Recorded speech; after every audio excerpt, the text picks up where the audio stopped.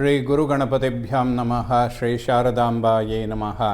ಎಲ್ಲ ನನ್ನ ಆತ್ಮೀಯ ವೀಕ್ಷಕ ಬಂಧುಗಳಿಗೆ ನಮಸ್ಕಾರ. ವೀಕ್ಷಕರೇ, ಶ್ರೀ ವಿಶ್ವಾವಸು ನಾಮ ಸಂವತ್ಸರ ಉತ್ತರಾಯಣ ಶಿಶಿರ ಋತು ಫಾಲ್ಗುಣ ಮಾಸ ಮಾರ್ಚ್ ತಿಂಗಳ ಮಾಸ ಭವಿಷ್ಯವನ್ನು ತಿಳ್ಕೊಳ್ಳೋಣ.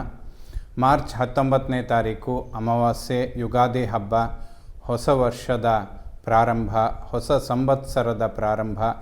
ಎಲ್ಲರಿಗೂ ಕೂಡ ಶುಭ ಫಲಗಳನ್ನೇ ಕೊಡಲಿ ಅಂತ ಹೇಳ್ತಾ, ಇದೇ ರೀತಿಯಾಗಿ ಮಾರ್ಚ್ 27ನೇ ತಾರೀಕು ಶ್ರೀರಾಮನವಮಿ, ರಾಮನ ಆರಾಧನೆ ಮಾಡುವಂಥದ್ದು. ಹಲವಾರು ವಿಚಾರಗಳಿಗೆ, ಅದರಲ್ಲೂ ಕೂಡ ಗ್ರಹಗತಿಗಳಲ್ಲಿ ರವಿ ಮತ್ತು ಶನಿಯ ನಡುವೆ ಇರುವಂತಹ ಶತ್ರುತ್ವದ ಪರಿಹಾರಕ್ಕೆ ಒಂದು ಆಂಜನೇಯ, ಇನ್ನೊಂದು ರಾಮನ ಆರಾಧನೆ ಮಾಡುವಂಥದ್ದು ಉತ್ತಮವಾದಂತಹ ಫಲಗಳನ್ನು ಕೊಡುವಂಥದ್ದು. ಇನ್ನು ಮಾರ್ಚ್ ತಿಂಗಳಲ್ಲಿ ಬದಲಾಗುವ ಗ್ರಹಗಳನ್ನು ನೋಡೋದಾದರೆ, ಮಾರ್ಚ್ 1ನೇ ತಾರೀಕು ಶುಕ್ರ ಮೀನರಾಶಿಯನ್ನು ಪ್ರವೇಶ ಮಾಡ್ತಾನೆ. ಮಾರ್ಚ್ 14ನೇ ತಾರೀಕು ಸೂರ್ಯ ಮೀನರಾಶಿಯನ್ನು ಪ್ರವೇಶ ಮಾಡ್ತಾನೆ. ಮಾರ್ಚ್ 25ನೇ ತಾರೀಕು ಶುಕ್ರ ಮತ್ತೊಮ್ಮೆ ಮೀನರಾಶಿಯಿಂದ ಮೇಷರಾಶಿಯನ್ನು ಪ್ರವೇಶ ಮಾಡ್ತಾನೆ. ಇದಿಷ್ಟು ಮಾರ್ಚ್ ತಿಂಗಳಲ್ಲಿ ಬದಲಾಗುವ ಗ್ರಹಗಳ ವಿವರ.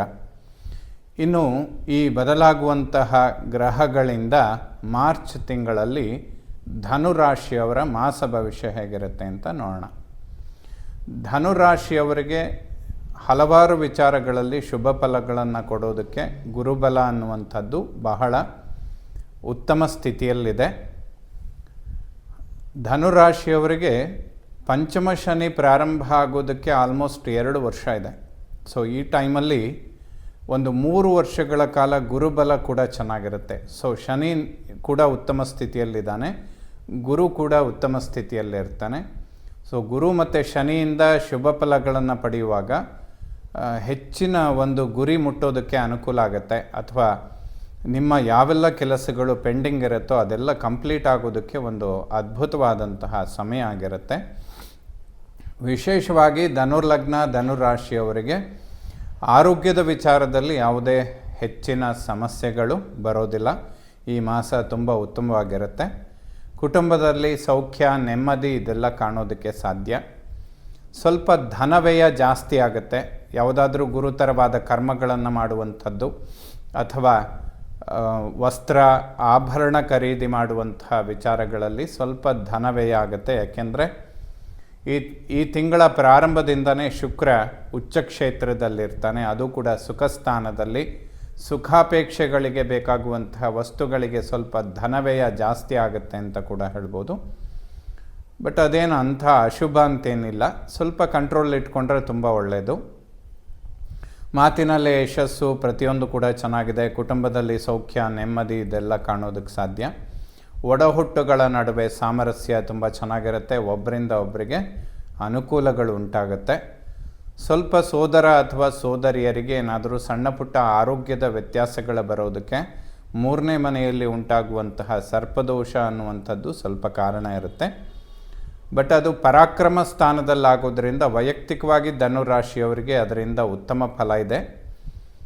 ಆರೋಗ್ಯದ ಬಗ್ಗೆ ಗಮನ ಕೊಡಬೇಕಾದಂಥದ್ದು ಒಡಹುಟ್ಟುಗಳಿಗೆ ಸ್ವಲ್ಪ ಅವಶ್ಯಕವಾಗುತ್ತೆ. ಲಕ್ಷ್ಮೀ ನರಸಿಂಹನ ಸ್ತೋತ್ರಗಳನ್ನು ಓದಿದರೆ ಒಂದು ಉತ್ತಮ ಪರಿಹಾರ ಸಿಗುತ್ತೆ ಅಂತ ಹೇಳ್ಬೋದು. ಇನ್ನು ಸುಖ ಸ್ಥಾನದಲ್ಲಿ ಶುಕ್ರ ಮತ್ತು ಶನಿಯ ಸಂಚಾರ ಆಗುವಂಥದ್ದು. ಸೂರ್ಯನೂ ಕೂಡ ಅಲ್ಲೇ ಬಂದು ಸೇರಿಕೊಳ್ತಾನೆ. ಸ್ವಲ್ಪ ವಾಕ್ಯಗಳನ್ನು ಸೌಮ್ಯ ಮಾಡಿಕೊಂಡ್ರೆ ಒಳ್ಳೆಯದು, ಇಲ್ಲದಿದ್ದರೆ ಈಗೋ ಹರ್ಟ್ ಆಗುತ್ತೆ ಅಂತ ಹೇಳ್ಬೋದು. ಯಾಕೆಂದರೆ ಸೂರ್ಯ 4ನೇ ಮನೆಯಲ್ಲಿ ಸಂಚಾರ ಮಾಡುವಾಗ ಸ್ವಲ್ಪ ಅವನು ಒಂದು ವ್ಯಕ್ತಿತ್ವದ ಬಗ್ಗೆ ಕೆಲವು ಅಪನಿಂದನೆಗಳು ಬರೋದಕ್ಕೆ ಕಾರಣ ಆಗುತ್ತೆ. ರವಿ ಮತ್ತು ಶನಿಯ ಯುತಿ 4ನೇ ಮನೆಯಲ್ಲಿ ಆಗುವಂಥದ್ದು. ವಾಹನದ ಬಗ್ಗೆ ಸ್ವಲ್ಪ ಗಮನ ಇಡಬೇಕು. ಮಾತೃವಿನ ಆರೋಗ್ಯವನ್ನು ಗಮನಿಸಿಕೊಳ್ಳುವಂಥದ್ದು ಸೂಕ್ತ. ತಂದೆ ತಾಯಿಯ ಆರೋಗ್ಯದ ಬಗ್ಗೆ ಸ್ವಲ್ಪ ಗಮನ ಕೊಡುವಂಥದ್ದು ಉತ್ತಮ.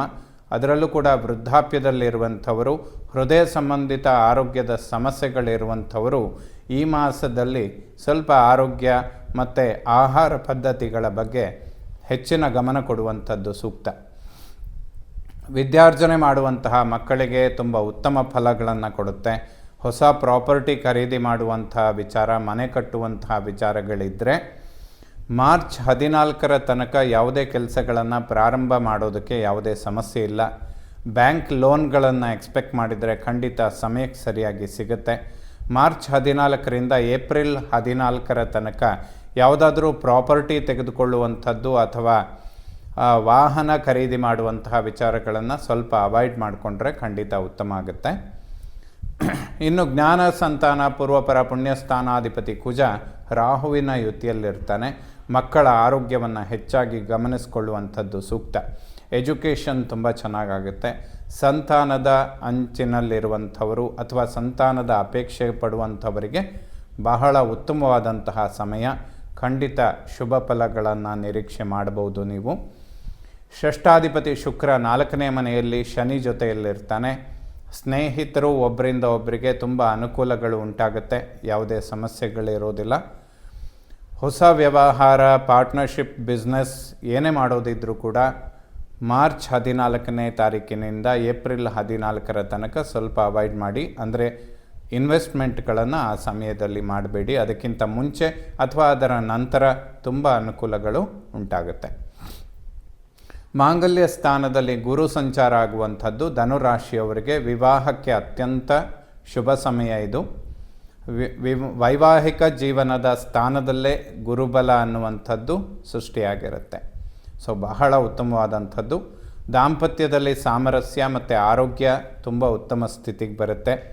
ಯಾವುದೇ ಸಮಸ್ಯೆಗಳಿದ್ದರೂ ಕೂಡ ಪರಿಹಾರ ಆಗುವಂತಹ ಸಮಯ ಇದಾಗಿರುತ್ತೆ. ವೈವಾಹಿಕ ಜೀವನ, ಶುಭ ಕಾರ್ಯಗಳನ್ನು ಎಕ್ಸ್ಪೆಕ್ಟ್ ಮಾಡ್ತಾ ಇರೋರಿಗೆ ತುಂಬ ಉತ್ತಮವಾದಂತಹ ಸಮಯ. ಯಾವುದೇ ಸಮಸ್ಯೆಗಳಿಲ್ಲ. ಪಂಚಮ ಶನಿ ಪ್ರಾರಂಭ ಆಗೋದಕ್ಕೆ 2 ವರ್ಷ ಇದೆ. ಅಷ್ಟರ ಒಳಗಡೆ ಬರುವಂತಹ ಗುರುಬಲ ಇದು 2 ವರ್ಷಗಳ ಕಾಲ ಇರುತ್ತೆ. ಸೊ ಪಂಚಮ ಶನಿ ಪ್ರಾರಂಭ ಆದಾಗ ವಿವಾಹ ಇಂತಹ ಮಂಗಳ ಕಾರ್ಯಗಳನ್ನು ಶನಿ ತುಂಬ ವಿಳಂಬ ಮಾಡ್ತಾನೆ. ಆದ್ದರಿಂದ ಯಾರೆಲ್ಲ ವಿವಾಹದ ಅಂಚಿನಲ್ಲಿರ್ತಾರೆ ಅವರಿಗೆಲ್ಲ ಈ ಒಂದು ಸಮಯ ಅತಿ ಉತ್ತಮವಾದಂತಹ ಗುರುಬಲ. ಅಷ್ಟಮ ಮೃತ್ಯುಸ್ಥಾನದ ಮೇಲೆ ಯಾವುದೇ ಪಾಪಗ್ರಹಗಳ ದೃಷ್ಟಿ ಬೀಳೋದಿಲ್ಲ. ಯಾವುದೇ ಮೃತ್ಯುಕಂಟಕ ಇಂತಹ ಬಾಧೆಗಳು ಖಂಡಿತ ಇರೋದಿಲ್ಲ.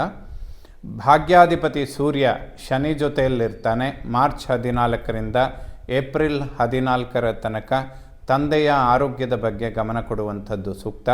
ಉಳಿದಂತೆ ಭಾಗ್ಯೋದಯಗಳಿಗೆ ಯಾವುದೇ ಸಮಸ್ಯೆ ಇರೋದಿಲ್ಲ. ರವಿ, ಶನಿ, ಶುಕ್ರ 3 ಗ್ರಹಗಳು ಸುಖಸ್ಥಾನದಲ್ಲಿ ಸಂಚಾರ ಮಾಡುವಂಥದ್ದು ಖಂಡಿತ ಶುಭ ಫಲಗಳನ್ನು ಕೊಡುತ್ತೆ. ದಶಮ ಕರ್ಮ ಉದ್ಯೋಗ ಸ್ಥಾನದ ಮೇಲೆ 3 ಗ್ರಹಗಳ ದೃಷ್ಟಿ ಬೀಳುತ್ತೆ. ಕರ್ಮಾಧಿಪತಿ ಬುಧ 3ನೇ ಮನೆಯಲ್ಲಿ ಪರಾಕ್ರಮ ಸ್ಥಾನದಲ್ಲಿ ಕೂತ್ಕೊಳ್ತಾನೆ. ಕರ್ಮ ಉದ್ಯೋಗದಲ್ಲಿ ಸ್ವಲ್ಪ ಸ್ಲೋ ಇರುತ್ತೆ, ಬಟ್ ಅಭಿವೃದ್ಧಿಗಳನ್ನು ಖಂಡಿತ ಕಾಣ್ತೀರಾ ಮುಂದಿನ ದಿನಗಳಲ್ಲಿ. ಧನುರಾಶಿಯವರಿಗೆ ಉದ್ಯೋಗ ತುಂಬ ಅಭಿವೃದ್ಧಿ ಆಗುತ್ತೆ. ಯಾವುದೇ ಉದ್ಯೋಗದ ಪರಿವರ್ತನೆಗಳನ್ನು ಧನುರಾಶಿಯವರು ಎಕ್ಸ್ಪೆಕ್ಟ್ ಮಾಡ್ತಾ ಇದ್ದರೆ ಏಪ್ರಿಲ್ ನಂತರ, ಅಂದರೆ ಯುಗಾದಿಯ ನಂತರದಲ್ಲಿ ಹೊಸ ವರ್ಷದಲ್ಲಿ ಪ್ರಾರಂಭ ಮಾಡಿದರೆ ಖಂಡಿತ ಉತ್ತಮ ಸ್ಥಿತಿಗೆ ಬರುತ್ತೆ. ಇದ್ರ ಬಗ್ಗೆ ಪ್ರಯತ್ನಗಳನ್ನು ಖಂಡಿತವಾಗ್ಲೂ ಮಾಡ್ಬೋದು. ಅದೇ ರೀತಿಯಲ್ಲಿ ಪ್ರಮೋಷನ್ ಅಥವಾ ಬಡ್ತಿ ಇಂಥದ್ದನ್ನೆಲ್ಲ ಖಂಡಿತ ಎಕ್ಸ್ಪೆಕ್ಟ್ ಮಾಡ್ಬೋದು. ಯಾವುದು ಹುಸಿ ಆಗುವುದಿಲ್ಲ. ಅತಿ ಉತ್ತಮವಾದಂತಹ ಸಮಯ ಉದ್ಯೋಗ ಕ್ಷೇತ್ರಕ್ಕೆ. ಏಕಾದಶ ಲಾಭಸ್ಥಾನಾಧಿಪತಿ ಶುಕ್ರ ಉಚ್ಚ ಕ್ಷೇತ್ರದಲ್ಲಿರ್ತಾನೆ. ಹಾಗಿರುವಾಗ ಕಡಿಮೆ ಪ್ರಯತ್ನ ಮಾಡಿದರೂ ಕೂಡ ಹೆಚ್ಚಿನ ಲಾಭಗಳನ್ನು ನಿರೀಕ್ಷೆ ಮಾಡೋದಕ್ಕೆ ಸಾಧ್ಯ ಧನುರಾಶಿಯವರಿಗೆ. ಸೊ ಶುಕ್ರ ಉಚ್ಚ ಕ್ಷೇತ್ರದಲ್ಲಿರುವಂಥದ್ದು, ಶುಕ್ರ ಮತ್ತು ಶನಿಯ ಒಂದು ಯುತಿ ಆಗುವಂಥದ್ದು, ಅವರಿಬ್ಬರು ಪರಸ್ಪರ ಮಿತ್ರರಾಗಿರೋದ್ರಿಂದ ಈ ಮಾರ್ಚ್ ತಿಂಗಳಲ್ಲಿ ಧನುರಾಶಿಯವರು ಅತಿ ಹೆಚ್ಚಿನ ಅನುಕೂಲಗಳನ್ನು ಕಾಣೋದಕ್ಕೆ ಸಾಧ್ಯ. ಗುರುಬಲ ಇದೆ. ವಿದ್ಯಾರ್ಜನೆ ಮಾಡುವಂತಹ ಮಕ್ಕಳಿಗೆ ತುಂಬ ಶುಭ ಆಗುತ್ತೆ. ವಿವಾಹದ ಅಂಚಿನಲ್ಲಿರುವಂಥವರಿಗೆ ಅತಿ ಉತ್ತಮವಾದಂತಹ ಸಮಯ. ಸಂತಾನದ ವಿಚಾರಗಳಿಗೆ ಬಹಳ ಉತ್ತಮವಾದಂತಹ ಸಮಯ ಆಗಿರುತ್ತೆ.